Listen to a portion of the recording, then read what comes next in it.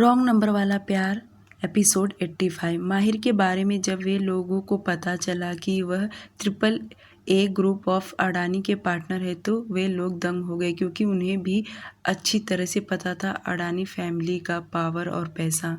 Singh family ने वर्मा परिवार और माहिर विशाल की खातिरदारी बहुत ही अच्छी से कर रहे थे ताकि उन्हें किसी चीज़ की कमी ना पड़े। माहिर यहाँ से जल्द निकलना चाहता था, क्योंकि उसे बिल्कुल भी सिंह परिवार अच्छा नहीं लगा। ऐसा नहीं था कि उनमें कुछ कमी थी, पर वह दिशा के लिए बिल्कुल भी पसंद नहीं किया। पर मजबूरी में वह सिर्फ हाँ में हाँ सिर हिलाते जा रहा था। उसने तो सोच लिया था कि यहाँ से जाने के बाद बातें घुमा फिरा कर रिश्ता ना करवा देगा। दोनों फैमिली काफ़ी देर तक आपस में बातें करती रही। बड़े बुजुर्ग तो इस रिश्ते के लिए पहले ही हाँ भर दिए, पर वे लोग चाहते थे कि एक बार लड़का और लड़की आपस में बातें कर ले, ताकि उन्हें कोई मनमुटाव ना रहे। हरीश तो बहुत खुश था। उसकी खुशी उसके चेहरे पर साफ साफ झलक रही थी, जो कि माहिर भी देख सकता था। और लास्ट मोमेंट में उसने ये भी कहा कि उसे दिशा का कॉन्टैक्ट नंबर चाहिए। ये सुन माहिर तो बौखला ही गया। दादी ने तो तुरंत हाँ कह दी, दिशा का नंबर देंगी, पर माहिर नहीं देना चाहता था, इसलिए उसने तुरंत दूसरा टॉपिक निकाला। उसने जानबूझकर हरीश से पूछा कि वह अपने चुनाव के लिए किस तरह से तैयारी कर रहा है। माहिर के मुंह से चुनाव नाम सुन हरीश तुरंत अपना पावर बताने लगा कि वह इस गांव के लोगों की ज़रूरत के सभी छोटी मोटी काम करता है, ताकि आगे चलकर उसे दिक्कत ना आए। वह जब भी चुनाव के लिए खड़ा होगा तो वह जीत सके। थोड़ी देर हरीश अपने बारे में और बताता रहा। उसके बाद दोनों परिवार वाले उठ खड़े हुए और हरीश के पापा ने कहा कि उनके पास वाले खेत दिखाना चाहते थे। सभी लोग हरीश के पापा के पीछे पीछे चल दिए, क्योंकि घर के थोड़ी सी दूरी पर ही उनका एक बहुत बड़ा खेत था, जिसमें गन्ने की खेती किया था। विशाल तो दादा दादी के साथ था, ताकि उन्हें खेत में ठीक तरह से चल पाए, और माहिर पीछे था, क्योंकि आगे बड़े बुजुर्ग चल रहे थे और माहिर के साथ ही हरीश भी चल रहा था। हरीश को दिशा के बारे में बहुत कुछ पूछना था, पर घर के सभी लोग थे, इसलिए वह पूछ नहीं सका। पर यही मौका था कि वह पूछना चाहा। हरीश माहिर से बोला, सुनो, मुझे ना तुमसे कुछ बात करना है। माहिर तुरंत हरीश की तरफ देखा और अपना सिर हाँ में हिलाते हुए कहा, हाँ बोलो, क्या बात करना है। हरीश अपनी दोनों हाथों की उंगलियां आपस में उलझा रहा था और बहुत ही संकोच किया, पर उसे अपने सवाल पूछना ही था, जो कि वह पूछना चालू किया। मुझे ये पूछना था कि दिशा शहर में रह रही है। देखो, गलत मत समझना, पर मेरा जानना बहुत ज़रूरी है। जैसे कि वह मुंबई में इतने बड़े शहर में रह रही है, ऊपर से वह कॉलेज जॉब चालू है, कहीं उसका किसी के साथ अफेयर तो नहीं है ना। हरीश के मुंह से इतना कहना कि माहिर तो सचमुच दंग हो गया। उसे 1% भी यकीन नहीं था कि हरीश कुछ ऐसा सवाल पूछेगा। माहिर तो हक्का बक्का होकर उसे देखने लगा। ना वह आगे कदम बढ़ा रहा था और ना पीछे ले रहा था। वह बीच में ही रुक गया। माहिर को इस तरह देखता देख हरीश तुरंत अपने दोनों हाथ आगे कर उसे समझाते हुए कहा, अरे प्लीज़ तुम ऐसे मत देखो, मेरा कोई गलत मतलब नहीं है। मतलब मैं जानना चाहता हूँ, अगर उसका किसी के साथ अफेयर होगा तो मैं यह शादी कैंसिल करवा दूँगा। मुझे किसी के बीच में नहीं पड़ना, तुम समझ रहे हो ना। हरीश के सवाल माहिर को बिल्कुल भी पसंद नहीं आया। वह अपना राइट हैंड अपनी चीन पर फेरते हुए हरीश को देख बोला, नहीं, दिशा बहुत अच्छी लड़की है, उसका किसी के साथ अफेयर नहीं है। वो अपने पढ़ाई और काम से मतलब रखती है, बाकी उसे किसी से कुछ लेना देना नहीं। वह बहुत ही समझदार सुलझी हुई लड़की है। माहिर की बातें सुन तो हरीश उछल पड़ा और मुस्कुराते हुए माहिर को देख बोला, यार भाई, तुमने तो बहुत अच्छी खबर सुनाया है। मैं जानता था मेरी दिशा बहुत अच्छी है। प्लीज़, मैंने तुमसे यह बात पूछा हूँ, ऐसा दिशा को मत बताना नहीं, तो उसे बुरा लग जाएगा, और अगर उसे बुरा लगा तो मुझे भी बुरा लगेगा, और मैं उसका दिल नहीं दुखाना चाहता। मैं तो बस उससे प्यार करना चाहता हूँ, घर बसाना चाहता हूँ। हरीश के मुंह से जैसे यह शब्द निकला कि मेरी दिशा और मैं उसे प्यार करना चाहता हूँ, शादी वगैरह, उसके मुंह से कहे गए एक एक वर्ड माहिर को बहुत चुभ गया। उसे बिल्कुल भी अच्छा नहीं लगा। हरीश अभी तक दिशा को देखा तक नहीं और उसके बारे में इतने सपने देखने लगा, और जब उसे अपनी आंखों के सामने देखेगा तो पता नहीं क्या कर बैठे। हरीश के पापा ने अपने खेती बाड़ी सब कुछ दिशा के दादा दादी को दिखा दिया, ताकि उन्हें ऐसा ना लगे कि लड़के वाले बहुत कमज़ोर या गरीब है। वैसे तो दिशा के दादा दादी उनके सामने कुछ भी नहीं थे, पर वह अपनी दिशा के लिए ये सब कुछ देख बहुत खुश हो रहे थे। जो खुशी उन्होंने अपनी दिशा को नहीं दे पाए, वह यहाँ ज़रूर मिलेगा। करीब शाम का वक्त, माहिर, विशाल और दादा दादी चारों घर आ गए। आते ही उन्होंने सिंह परिवार वालों के बारे में बातें करने लगे। दादी तो उनकी बहुत बखान कर रही थी कि कितना बड़ा घर है, ऊपर से लड़का आज नहीं तो कल चुनाव जीत जाएगा, उसके साथ दिशा का भी नाम होगा। दादी बोलते जा रही थी, विशाल उनके हाँ में हाँ मिलाते जा रहा था, जो देख माहिर तो उसे खुन्नस भरी नज़रों से घूरने लगा, जैसे कि उसे अभी निगल जाएगा। दादाजी तो कुछ भी नहीं बोल रहे थे, क्योंकि उन्हें कुछ खास फर्क नहीं पड़ा। बस दिशा की शादी हो जाए, वह अपने घर गृहस्थी में खुश रहे, उन्हें बस यही लेना देना था। दादी माहिर और विशाल के लिए खाना बनाने लगी, तभी दादाजी ने दिशा को कॉल लगाया। दिशा इस वक्त ऑफिस में थी। अपने दादाजी का कॉल देख उसने मुस्कुराते हुए तुरंत कॉल रिसीव की। इधर दादाजी बहुत ही खुश थे और उन्होंने खुशी के मारे दिशा को यह बता दिया कि आज उसके लिए लड़का देखने गए थे, और तो और उन्होंने माहिर और विशाल का भी नाम बता दिया।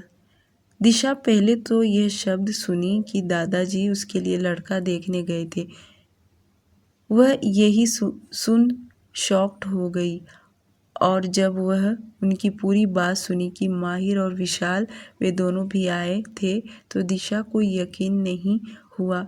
वह तुरंत अपने चेयर से उठ खड़ी हुई और कैबिन से बाहर निकल थोड़ा साइड में जाकर वो अपने दादाजी से रिपीट सवाल करते हुए पूछी, दादू आपने क्या कहा कि माहिर जी और विशाल जी वे दोनों आपके पास थे? दादाजी खुशी के मारे अपना सिर हाँ में हिलाते हुए बोले, दिशा बेटी, वे दोनों भी थे, क्योंकि तुम्हारी दादी ने तुम्हें पहले ही आने के लिए कह दी थी। तो विशाल जी को थोड़ा टाइम लग रहा था, जिसके कारण वह कई दिनों से टाल रहे थे, पर आज वह आ गए और वह हमारे साथ हरीश को देखने गए। उन्हें भी हरीश बहुत पसंद आया। दिशा को तो सभी बातें समझने में बहुत वक्त लग रहा था। आखिर वह समझे तो कैसे समझे कि माहिर इतना जल्दी होने के बावजूद भी वह यहाँ से उसके घर गया, वह भी उसके लिए लड़का देखने। यह तो हद हो गया। और तो और उसने एक बार भी दिशा से इस बारे में जिक्र नहीं किया। आखिर क्यों? क्या मेरी वजह से उसे कोई प्रॉब्लम आ रहा है? दिशा के दिमाग में बहुत कुछ चलने लगा, पर वह अपने दादाजी से कुछ भी कह नहीं सकती थी, जिसके कारण वह उन्हें इतना ही बोली कि इस वक्त वह बहुत बिजी काम में है, बाद में बात करेगी। इतना बोलकर उसने कॉल कट कर दी और जल्दी से वॉशरूम में गई। वॉशरूम में आते ही वह पूरी तरह परेशान हो गई। वह एक एक बातें सोचने लगी। आखिर उसे ऐसी क्या गलती हो गई कि माहिर उसके लिए लड़का देखने गांव पहुंच गया? क्या उसके ऑफिस में आने से माहिर को दिक्कत आ रहा है?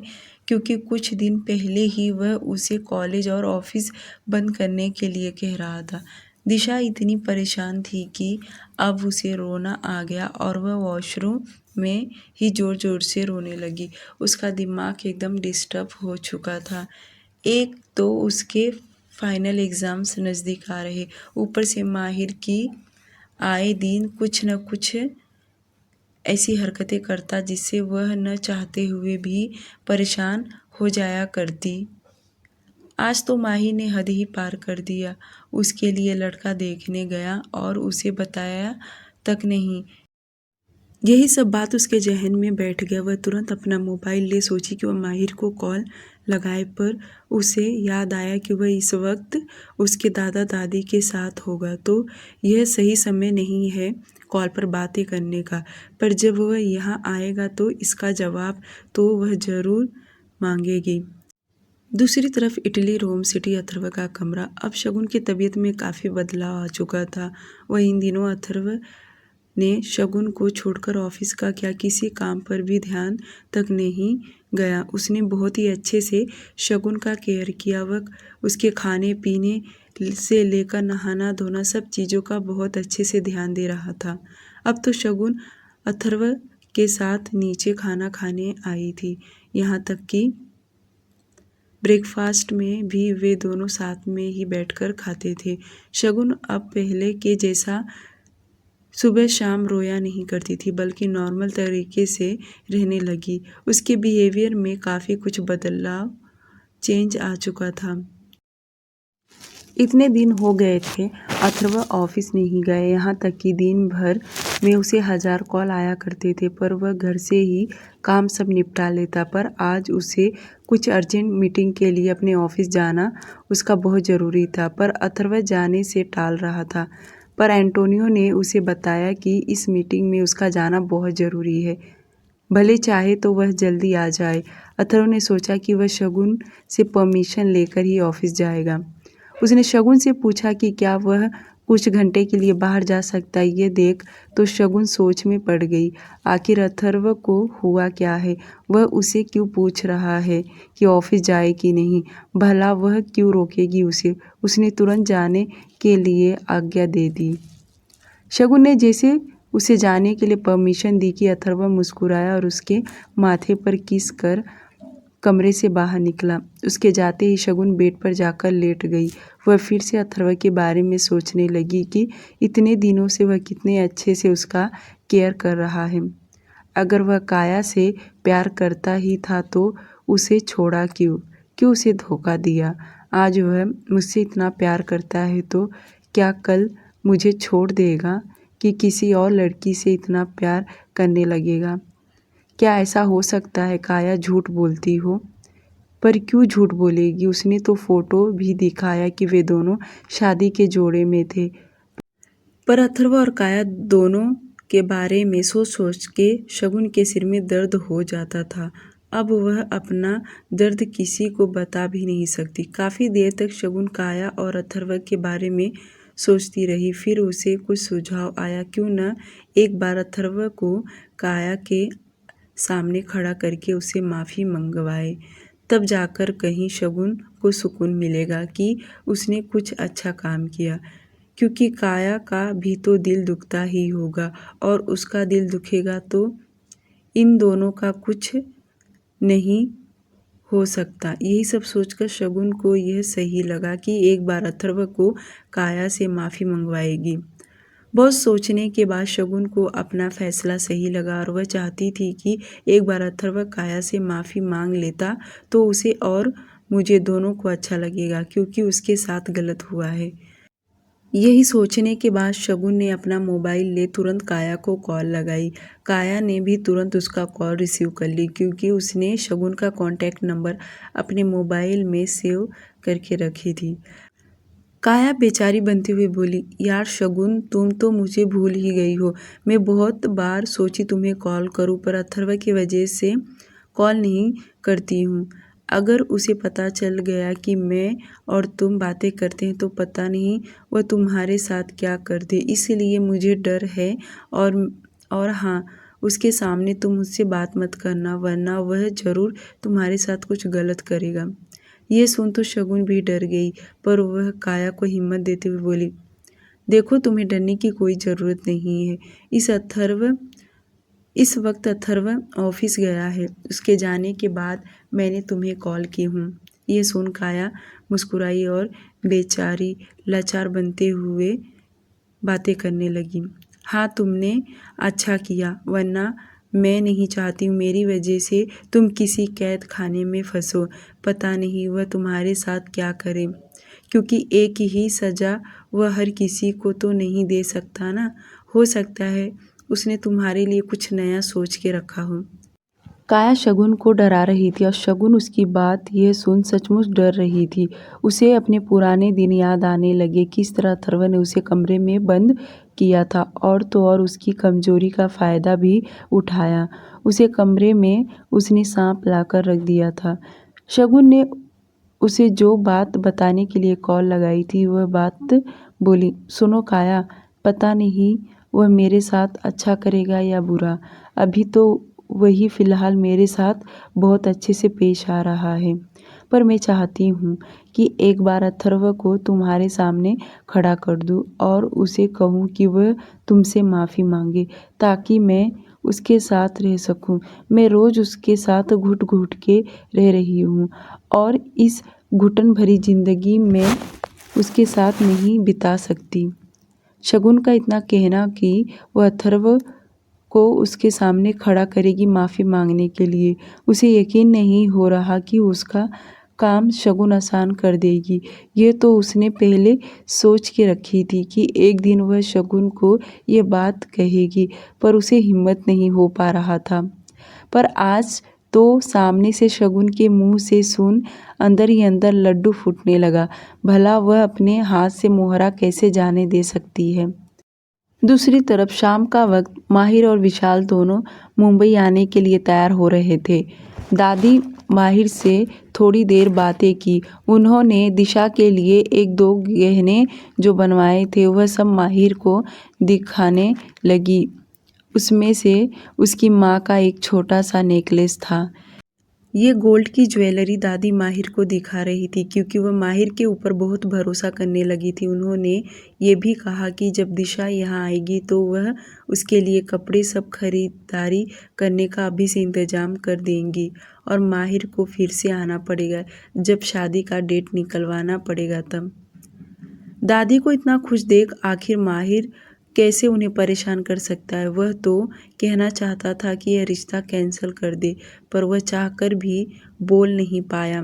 उसने सोचा कि यह सही समय नहीं बोलने का, पर वह ज़रूर आगे मना कर देगा। दादी बोलते जा रही थी तो वहीं माहिर अपने चेहरे पर झूठी स्माइल रख उन्हें स्माइल दे रहा था। थोड़ी देर बाद उन्होंने नाश्ता किया, उसके बाद वहाँ से निकले। माहिर कार में बैठा और एयरपोर्ट जाने के लिए निकल पड़ा। कहने को तो वह कार में बैठा था, पर उसका दिमाग इस वक्त दादी के कहे हुए शब्द उसके जहन में घूम रहा था और बार बार उसे हरीश का चेहरा उसकी आंखों के सामने नजर आता। हरीश उसे बिल्कुल भी पसंद नहीं आया। वह अभी तक जितना परेशान नहीं हुआ था, पर आज के दिन वह बहुत ज़्यादा डिस्टर्ब हो चुका था। वह कार में बैठे हुए अपना कोट निकालकर साइड में फेंक दिया और शर्ट के स्लीव्स ऊपर फोल्ड किया। एसी ऑन होने के बावजूद भी माहिर के माथे पर पसीना आ रहा था। उसके दिमाग में एक बात बार बार आ रहा था, कहीं ऐसा ना हो कि दिशा और हरीश की शादी उसे ही करवाना पड़े। यह उसके जहन में आते ही वह और भी परेशान हो गया। इधर मुंबई में दिशा भी बहुत परेशान थी। जब से उसके दादू ने कॉल किया था, उसे बताया कि उसके लिए रिश्ता देख रहे हैं और माहिर भी इसमें शामिल है। आखिर वह चाहता क्या है? दिशा ने सोच लिया कि जब माहिर मुंबई आएगा तो वह उससे झगड़ा करेगी। वह आखिर उससे चाहता क्या है? शाम का वक्त, अथर्व का विला। अथर्व जल्दी ही घर आ गया और जब वह आया तो देखा शगुन इस वक्त गार्डन में अकेली बैठी थी। उसे देखते ही अथर्व उसी की तरफ चला गया और उसके चेहरे पर हल्की मुस्कुराहट था और जाते ही झुककर उसने शगुन को पीछे से हग किया। उसका यूं अचानक से गले लगाना, शगुन तुरंत नजरें नीचे झुकाकर अथर्व के हाथ को देखी और थोड़ा सा अपना गर्दन मोड़ के पीछे की ओर देखी तो अथर्व मुस्कुराते हुए अपना चेहरा उसी के तरफ किया। आज शगुन भी थोड़ा मुस्कुरा दी। जब से यह हादसा हुआ था तब से लेकर आज पहली बार शगुन मुस्कुराई थी, जो देख अथर्व को बहुत अच्छा लगा। अथर्व तुरंत उसके पास वाली चेयर पर बैठ गया और शगुन का हाथ अपने हाथ में ले प्यार से बोला, अच्छा हुआ तुम बाहर आकर बैठी हो, कैसा लग रहा है तुम्हें अब? शगुन ने अपना सिर हाँ में हिलाते हुए बोली, मैं ठीक हूँ। अथर्व मुस्कुराते हुए आगे बोला, कुछ खाया तुमने या मंगवाऊँ? ये सुन शगुन बोली, हाँ मैंने अभी चाय पी हूँ, बाद में खाऊंगी। इतना बोल शगुन चुप हो गई। वहीं अथर्व अपने हाथों से शगुन के हाथ को पकड़ बड़े प्यार से सहला रहा था। शगुन अपने मन ही मन सोचने लगी, यही मौका है कि एक बार अथर्व से बात कर लूं, कि उसे एक बार काया से मिलकर सॉरी कह देना चाहिए, वरना इस तरह ज़िंदगी जीना एक घुटन बन जाएगा। मैं नहीं चाहती उस लड़की के साथ भी अन्याय हो। अगर अथर्व मेरे साथ इतना अच्छे से पेश आता है तो एक बार उस लड़की से माफ़ी मांग ले, फिर मैं इसके साथ अच्छी से रह सकती हूँ। वरना यह जब भी मुझसे प्यार से बातें करता है तो मुझे उसका ही चेहरा सामने आ जाता, क्योंकि उसे भी तो तकलीफ़ होता ही होगा। पर शगुन को कहीं न कहीं यह भी लग रहा था कि वह अभी बोलेगी तो कहीं अथर्व उससे मिलने नहीं गया तो? ये भी एक सवाल उसके सामने बन रहा था। शगुन को समझ नहीं आ रहा कि वह किस तरह से अथर्व से बात करे कि अथर्व मान जाए। यही सब वह सोचने लगी। फिर उसे लगा कि डायरेक्ट अथर्व को काया के नाम नहीं बताना चाहिए, वरना वह जाएगा तो नहीं और नहीं तो उसी पर ही भड़केगा। उसने कुछ नया तरीका ढूंढी। उसको इतना खामोश बैठा देख अथर्व अपना अंगूठा उसके गाल पर फेरते हुए बोला, क्या हुआ, क्या सोच रही हो इतना? चलो अब अंदर चलते हैं। अथर्व का इतना कहना कि शगुन आगे बोली, नहीं मुझे अंदर नहीं जाना, मुझे थोड़ी देर और बैठना है। शगुन आज ज़्यादा नहीं थोड़ा सा ही पर जिद करने लगी। उसका इस तरह से जिद करना अथर्व को फिर से उसके पहले वाली शगुन का याद आने लगा कि वह किस तरह से उसके सामने हमेशा नखरे किया करती थी। चलो जो भी हो, कम से कम वह वापस पहले जैसा दिखाई देने लगी। अथर्व को इस बात से ही बहुत खुश हो गया और वह भी चेयर पर ठीक से बैठ गया और उसने गार्ड को ऑर्डर दिया कि उसके लिए कॉफ़ी लेकर आए। गार्ड उसका ऑर्डर पाते ही तुरंत विला के अंदर चला गया और सर्वेंट लूसिया को उसने बता दिया कि उसके बॉस को कॉफ़ी चाहिए। सर्वेंट लूसिया तुरंत उसके लिए कॉफ़ी बनाई और 5 मिनट में जल्दी से लेकर अथर्व के पास पहुंची। अथर्व सर्वेंट लूसिया के हाथ से कॉफ़ी लिया और पीने लगा। वह बीच बीच में शगुन से बातें भी कर रहा था और शगुन भी उसके बातों का जवाब दे रही थी, क्योंकि उसे आज अथर्व से अपना काम जो निकलवाना था। शगुन तो बहुत दिमाग लगा रही थी कि वह किस तरह से अथर्व से बात करे। वह तो अपनी ही दुविधा में फंसी हुई थी। बहुत सोचने के बाद उसे तरह तरह के आइडिया आ रहा था, पर वह अथर्व से अभी बोल नहीं रही थी। थोड़ी देर और बैठे रहे, उसके बाद शगुन खुद बोली, अब उसे अंदर जाना है। तो अथर्व उसका हाथ पकड़ चेयर से उठा और वे दोनों विला के अंदर आए। शगुन तुरंत बोली कि उसे तारक मेहता का उल्टा चश्मा देखना है, तो अथर्व ने तुरंत टीवी का रिमोट ले टीवी ऑन किया और वह भी उसके साथ बैठकर टीवी शो देखने लगा। तब तक सर्वेंट लूसिया डिनर बना रही थी और देखते देखते कैसे वक्त निकल गया समझ में नहीं आया। जब सर्वेंट लूसिया ने डाइनिंग टेबल पर डिनर लगाई तो अथर्व के सामने आके खाना खाने के लिए इन्फॉर्म की। शगुन तो टीवी देखने में ही मगन थी, पर अथर्व ने तुरंत उसके हाथ से टीवी का रिमोट ले बंद कर दिया और उसे खाना खाने के लिए कहा। शगुन नाराज हो गई, उसे और टीवी देखना था, पर अथर्व उसे मना किया। वैसे वह मना नहीं करता, पर वह चाहता था कि शगुन खाना खाकर आराम करे। शगुन ने भी ज़्यादा जिद नहीं की, बल्कि उसने अथर्व की बात मान गई और उसके साथ जाकर बैठ खाना खाने लगी। दोनों को 40 से 45 मिनट खाना खाने में लगा। जब वे दोनों ऊपर कमरे में आए तो अथर्व सीधे वॉशरूम में गया और 5 से 10 मिनट उसे फ्रेश होने में लगा और वह नाइट वेयर पहनकर बाहर निकला। जब अथर्व वॉशरूम में था तब तक शगुन अपना क्लोसेट में जाकर नाइट गाउन पहन लिए। उसने आज सिलिकॉन का नाइट गाउन पहनी थी। आज शगुन बहुत बदली बदली दिख रही थी, जो देख अथर्व को अच्छा लगा, क्योंकि जब से वह यहाँ आई है और उसके साथ जो हादसा हुआ वो बहुत शांत हो गई थी। वह रोज़ एक ही कपड़े में सो जाया करती थी, पर आज वह नाइट कपड़े पहनी, जो देख अथर्व मुस्कुराते हुए उसके पास आया और उसके फोरहेड पर किस किया। अथर्व शगुन को गोद में उठाया और बेड पर ले गया। उसे बेड पर लेटा खुद उसके बगल में लेट गया। अथर्व आज स्ट्रेचेबल टी शर्ट पहना था। उसके गोरे बदन पर यह ब्लू कलर का टी शर्ट इतना खिल रहा था। इस नाइट वेयर कपड़े में भी वह बहुत हैंडसम दिख रहा था, क्योंकि शगुन की नज़रें उस पर से हट नहीं रही थी और अथर्व के बिखरे हुए बाल। शगुन तुरंत उसके बालों में अपनी उंगलियां फंसा दी। दोनों इस वक्त बहुत करीब थे, यहाँ तक कि दोनों की सांसें एक दूसरे को महसूस हो रहा था। शगुन की ऐसी हरकत करने पर अथर्व उसके तरफ खींचते चला गया, क्योंकि काफ़ी दिन हो गया था ये दोनों इतने क्लोज नहीं आए थे। शगुन तो काफ़ी दिन तक अपने पेरेंट्स के पास ही थी और यहाँ आने के बाद भी उसके शरीर में चोट लगने के वजह से अथर्व सिर्फ उसका केयर करता था।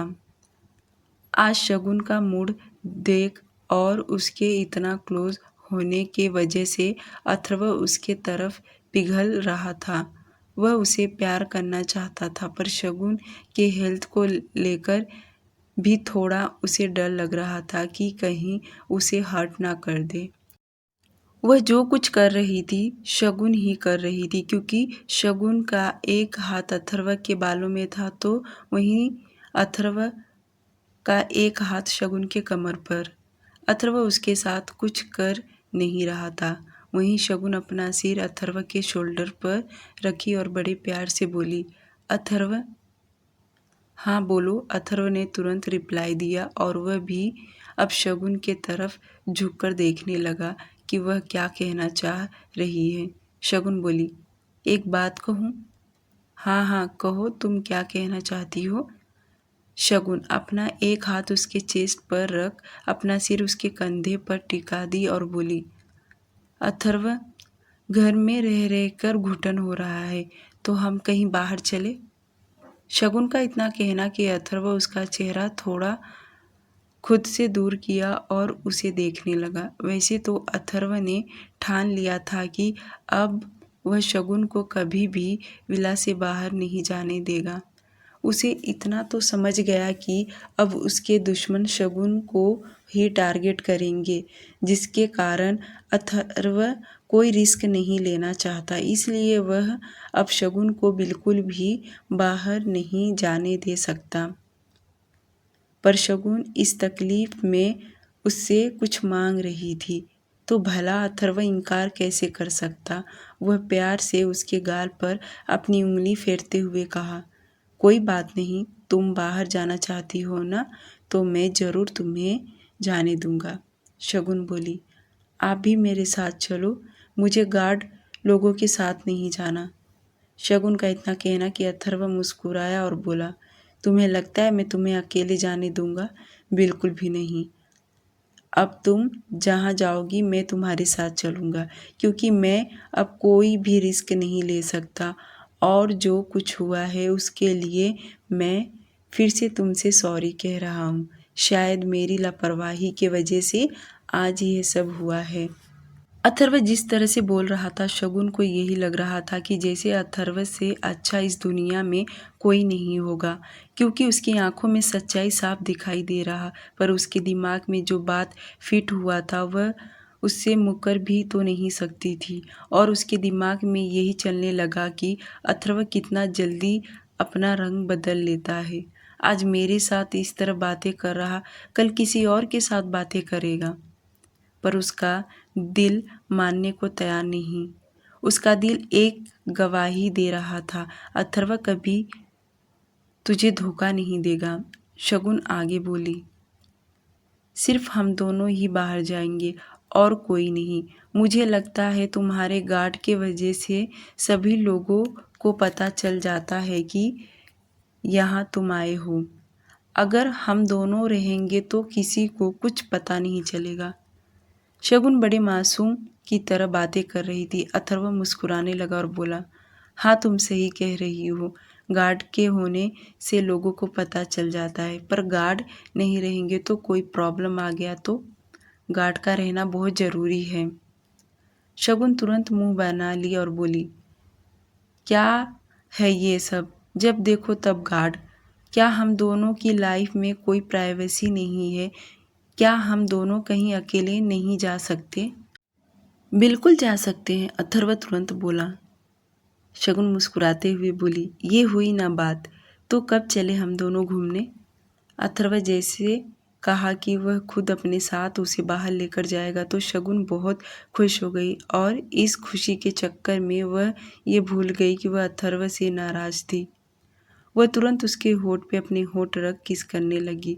उसकी यह किस बहुत छोटी और सिंपल था। अथर्व तो उसके किस से पागल हो गया और अथर्व ने अपने दोनों हाथ शगुन के कमर पर कस दे गया और धीरे धीरे वह अपना एक हाथ शगुन के गर्दन पर ले गया और कस के पकड़ किस करने लगा। थोड़ी देर तक वे दोनों किस करते रहे। किस की वजह से उसके बॉडी का हीट बढ़ने लगा। धीरे धीरे उनकी सिंपल किस वाइल्ड किस में बदल गई और अथर्व का हाथ धीरे धीरे शगुन के जहाँ तहाँ फेरने लगा, यहाँ तक कि वह उसका नाइट गाउन भी शोल्डर से सरका दिया। अथर्व उसके शोल्डर पर किस कर रहा था जिसे शगुन अपनी आंखें बंद कर ली। उसे महसूस करने लगी, आखिर वह भी तो अथर्व के छूने से हमेशा पिघल जाया करती थी और आज भी वह पिघलने लगी। इतने दिनों से वे दोनों इंटीमेट नहीं हुए थे और आज जैसे दोनों करीब आए कि दोनों के उत्तेजन बढ़ने लगा। अथर्व करीब 10 मिनट तक उसे किस करता रहा। जब शगुन को सांस लेने में दिक्कत हुआ तो उसने एक झटके में उसके होठों को छोड़ा और उसे गौर से देखने लगा। शगुन 1 मिनट तक लंबी लंबी सांस भरती रही और जब पूरी तरह आंखें खोल अथर्व को देखी तो उसे शर्म आने लगा, क्योंकि वह बहुत ही बेशर्मों की तरह उसे देख रहा था। उसकी आंखों में साफ दिखाई दे रहा था कि वह इस वक्त उसे क्या चाहिए। अथर्व अपनी आंखों से उसे परमिशन मांग रहा था, जो देख शगुन अपनी पलकें झपका दी। जो देख अथर्व मुस्कुराया और फिर से उसे किस करने लगा और शगुन भी उसका साथ दे रही थी। बिना देरी किए दोनों इंटीमेट हो गए। वैसे आज अथर्व उसे ज़्यादा परेशान नहीं करना चाहता था। कम से कम 30 मिनट में ही अथर्व ने उसे छोड़ दिया और उसे अपनी बाहों में लेकर सो गया। डियर लिसनर, प्लीज़ स्टोरी को लाइक और चैनल को सब्सक्राइब कर दीजिए।